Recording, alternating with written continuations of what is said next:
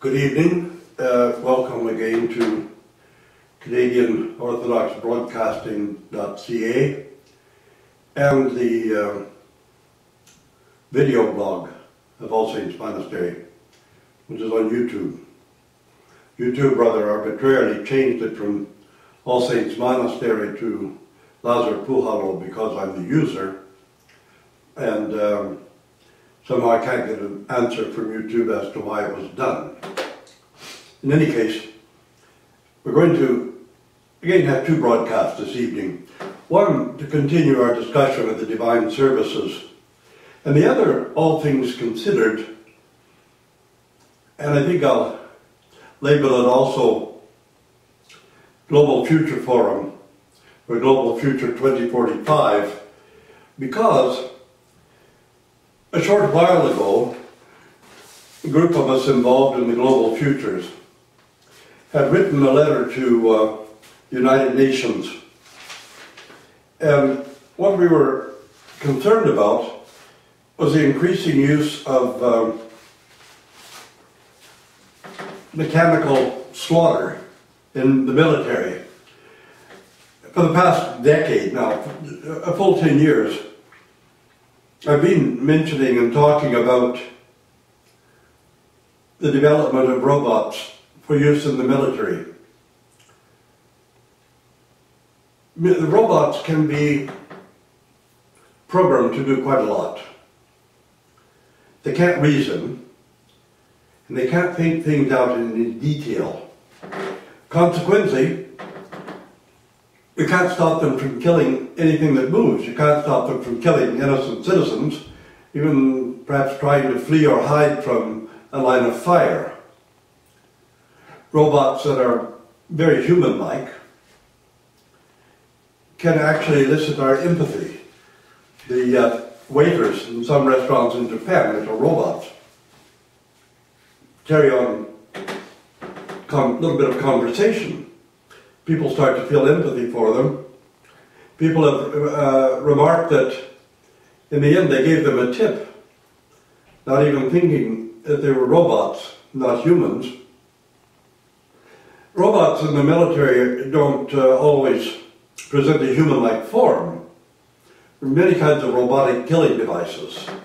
There's one called the mule because it can walk on terrain that an animal could walk up that a wheeled vehicle couldn't negotiate. It carries weapons and supplies. It can also be made to kill anything it encounters. You can, as we mentioned before, control some rockets simply with your eyes. But this is a growing situation. Laser weaponry carried by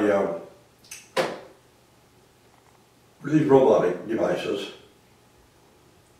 Actually, we would like to see a complete ban on autonomous weapons, on weapons that, and on laser weapons as well. And it so happens that this UN appeal to have a global moratorium on the development and use of unarmed robots that can select and kill targets without human command. We can see how dangerous they are. A robot like this with no control systems is simply a mechanical psychopath.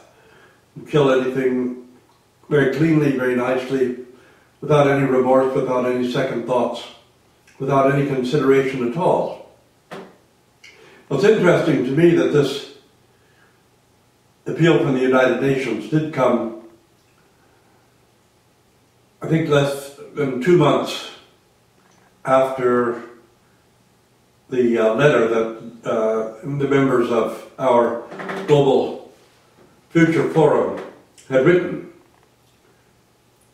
It included some of Russia's top scientists, some from America as well, and me representing the Orthodox Peace Fellowship and the monastery. But I generally sign these things as a member of the Orthodox Peace Fellowship, and I want to give a word of gratitude to Jim Forrest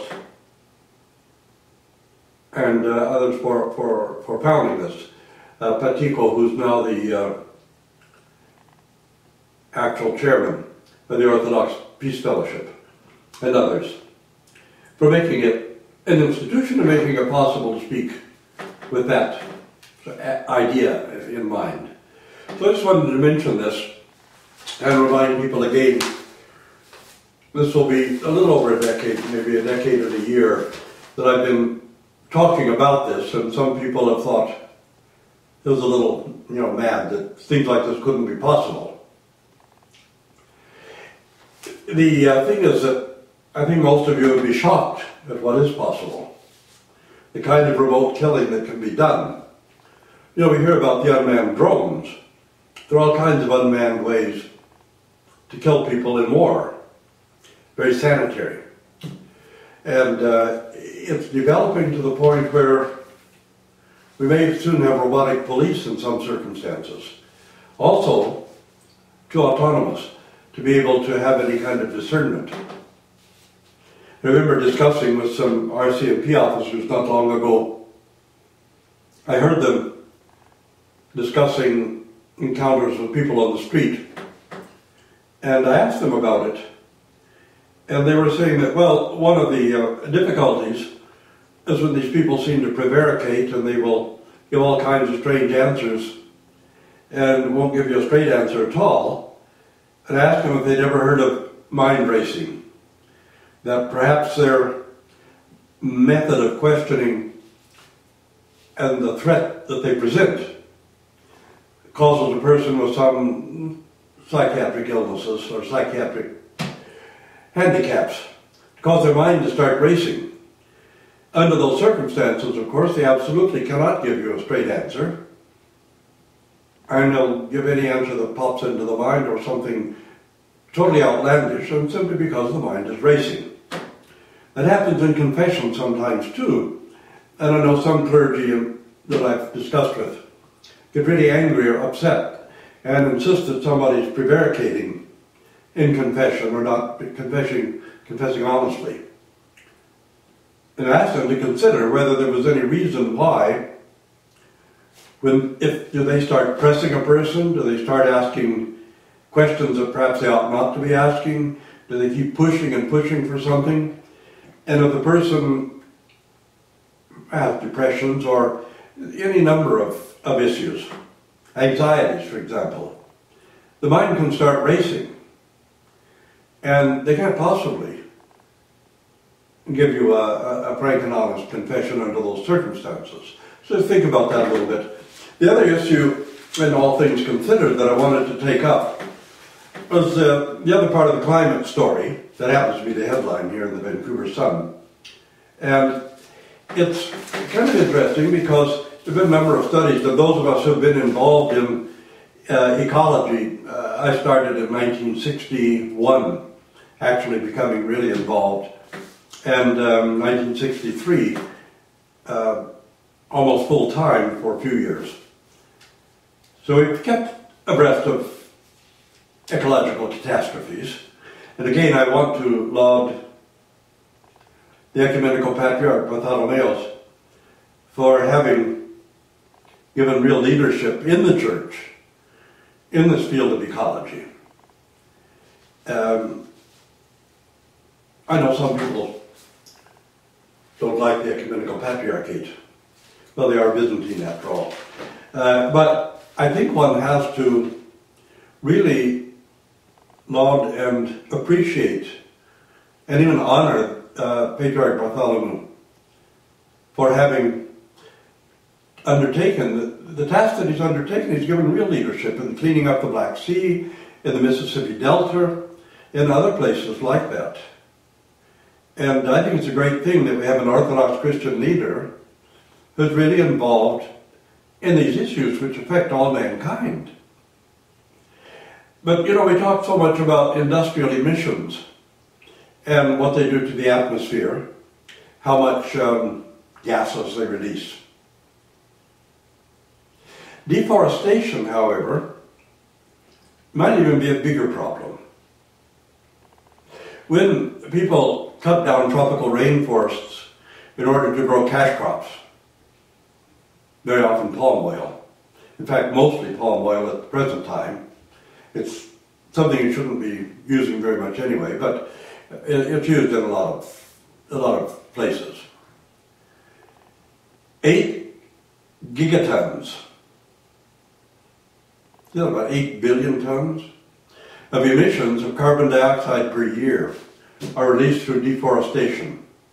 Deforestation involves burning off everything that's left behind when you deforest an area. I don't know, sometimes perhaps some of the more valuable timber is harvested. Generally, trees are cut down, stumps are ripped up, and everything is burned. And it releases about 8 gigatons into the air. Sumatra, Indonesia, the area around the national park, one of the last regions where orangutans can survive.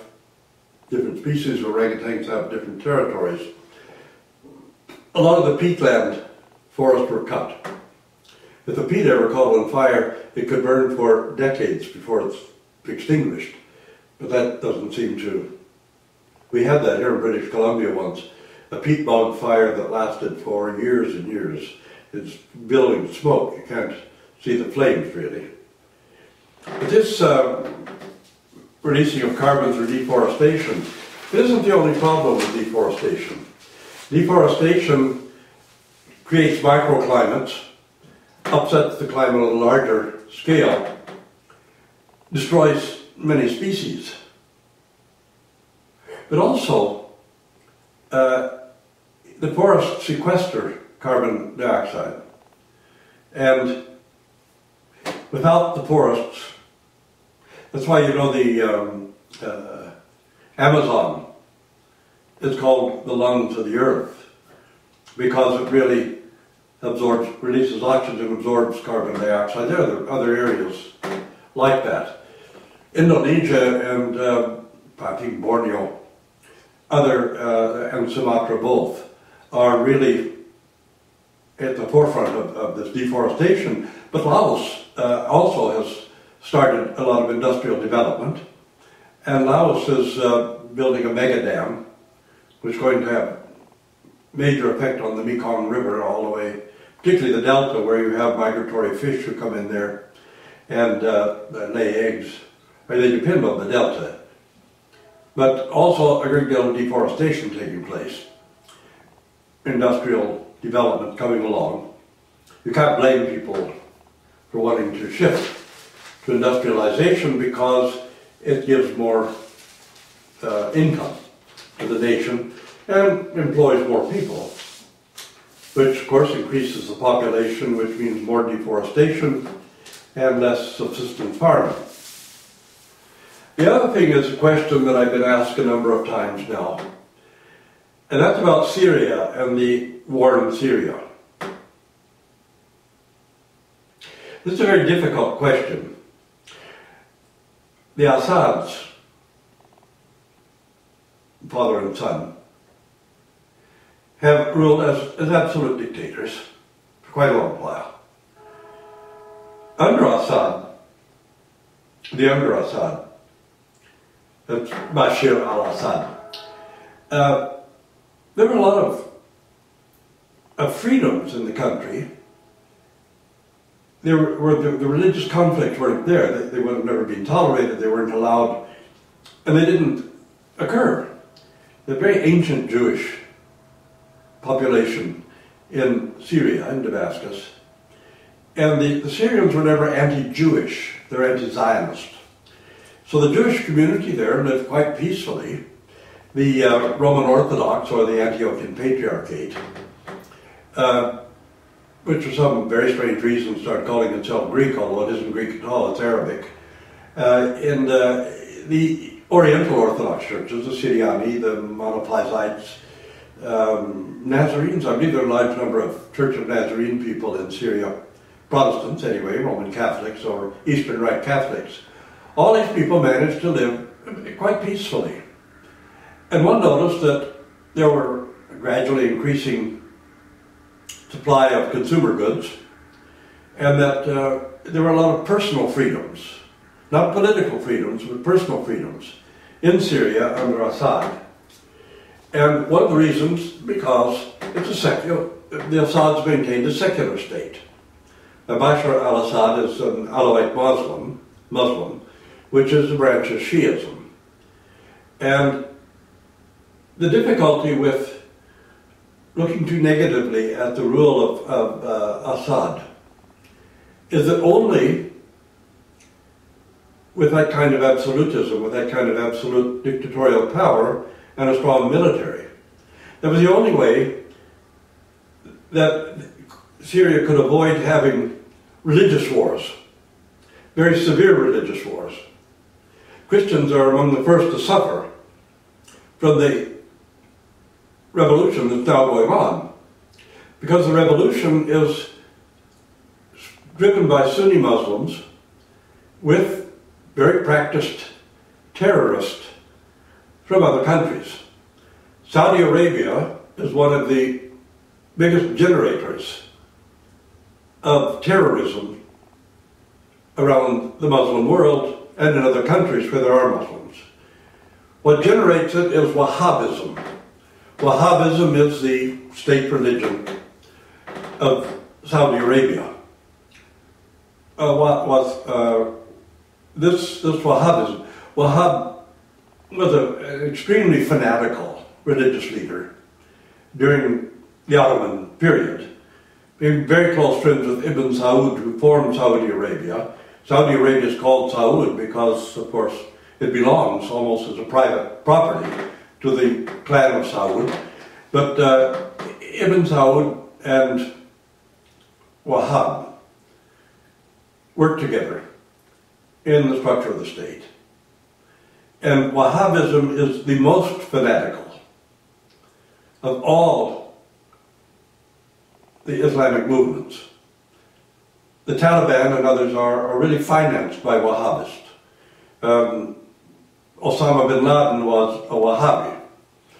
And Saudi Arabia has sent money, millions of dollars, around the world to found Wahhabi-oriented schools in Bosnia-Herzegovina, Kosovo, Syria, other places, Turkey even, and outside the country, in Britain, perhaps North America. It would be interesting to see how many of the more extreme jami, or mosques, have been financed from Saudi Arabia. How much of it is Wahhab-based? Well, in Syria, you see, we have a lot of these Wahhab-type people fighting against the government. Now, it might be nice to curse Assad and to say, well, he's a nasty little dictator and should be overthrown. Bashar al-Assad is a teddy bear compared to the leaders of the Arab Spring in Syria. These are all people, members of the Muslim Brotherhood or supporters of the Muslim Brotherhood, supported by Wahhabi sources, a lot of Wahhabi people there, a lot of Taliban people there, very definitely primarily operated by Al-Qaeda. And what happens when Bashar al-Assad, what happens when he's overthrown? Syria then becomes another terrorist state. The Christians and the Jews and the Alawite and Shia Muslims are going to be persecuted. And take a look in Syria, for example, and Iraq, for example. What did the United States accomplish by the invasion of Iraq? The terrorist attacks every single day in Iraq. The two warring sides, both Muslim, Shia and Sunni, trying to exterminate each other. It happens, I think, that the Sunni are actually more violent there, and probably more violent in Syria as well. Far more supported by Wahhabism. Although Wahhabism is its own particular sect. Wahhabis tend to support Sunnis and not Shia. Well, now the Shia puppet Hezbollah has also entered into the fray. If Bashar al-Assad falls, there's going to be enormous violence and slaughter in the country, but it'll be another major base for Al-Qaeda, for all kinds of Wahhabi terrorists.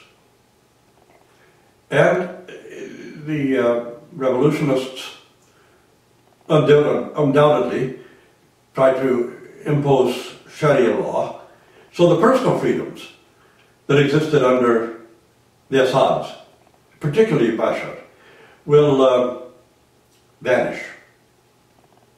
And it's probably not worth getting involved in the fight. Either way requires moral compromise. But Assad will be less harmful, less dangerous, less dictatorial, less destructive, and far less inclined to terrorism than the revolutionists who are being supported by some powers now. So I'd just like to throw that out. It's something to think about a little bit. We interfere in the lives of other countries in a knee-jerk reaction of emotion very often. And so we end up perpetuating the very worst because we haven't understood the circumstances of the situation. It's enough that Turkey is moving from a secular society into an Islamic society, malo po malo, as we say, one step at a time, in which case it will become a threat to the West also. It will become a threat, and it will become gradually more and more parts of the Muslim Brotherhood, if it succeeds. And everyone will suffer because of it. Perhaps Ataturk was too harsh and too fanatically secular, but God save secular governments. They're the only way the world could ever live in peace, if indeed it can. Communism, by the way, was not a secular government. It was an ideological government, and communism had every bit the more profound "we're right, everyone else is wrong" that every religion does, and has every bit of the attitude, well, we've got to convert people by force if necessary. Those who are heretics, put them to death. Communists did it, religions have always done it. So, and think about it. Bad weather is caused by witches. Ask any Christian from 200 years ago, from the 1600s in particular. Well, also in the 1700s. Like hurricanes and things are caused by witches who put curses. So the best thing to do is round up hundreds of innocent old women and burn them to death at the stake, trying to stop bad weather, because of course it's caused by witches.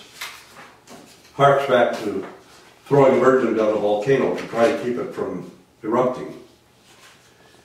So we have to be very cautious that supporting these major religious movements anywhere in the world. And we really should be much more interested in helping to maintain secular governments so that there can be religious freedom. There cannot be religious freedom in any ideologically religious government or nation. There can only be gross persecutions, slaughter, taking away of all civil rights, all of that. So we should probably stand back and keep our nose out of Syria and frankly hope that Assad wins and is forced to make democratic changes. But it's better than having a Wahhabist government there, a government of Al-Qaeda and the Muslim Brotherhood. It would be a terrible price to pay for that, and it certainly will not introduce democracy. It'll make it even worse dictatorship, something like Iran revisited. So people asked, I answered. That's it for all things considered for this day. We'll take any other questions, and again, consider all things. Any questions that are put to us, and we'll respond to them. I want to again thank all the members of the Orthodox Peace Fellowship. Jim Forrest in particular has a very long history of social justice issues. and Dr. Patico as well, who's now running it, and others who have given a lot of time and effort to try to make it work and have influence. However, the letter and the pressure that was put on the United Nations about robotic warfare really came from the Global Future 2045 forum. And I'm honored and privileged to be a member of that forum, as well as the Orthodox Peace Fellowship. So thank you all, and good night, and God bless you.